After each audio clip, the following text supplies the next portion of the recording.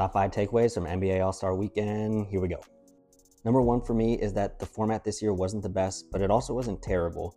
I liked seeing that there was at least some defense being played throughout the games, but the incentive needs to be higher. I don't know if it's like the winning team gets home court advantage for their conference in the finals or what, but there needs to be some kind of incentive.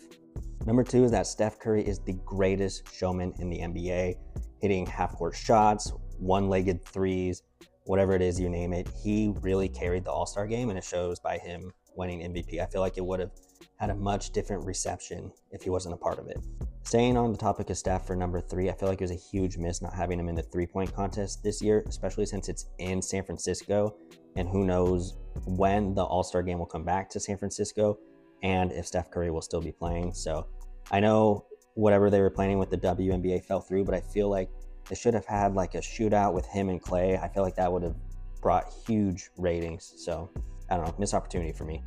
Number 4 is that although Mac McClung is a fantastic dunker, one of the greatest of all time, we need to have more stars in the slam dunk contest.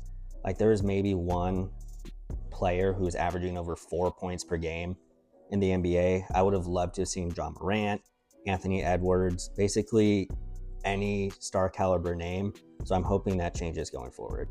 Number 5 is a personal one to me, but I'm a former Sonoma State student, so it was really cool seeing Jalen Wells being the first player in Sonoma State history to make it to the NBA, and then repping the school on the biggest stage. If anyone hasn't heard, Sonoma State is threatening to get rid of all their sports. So Jalen Wells has been a huge part of the movement to save Sonoma State sports, and it's just really cool to see it repped at All-Star Weekend.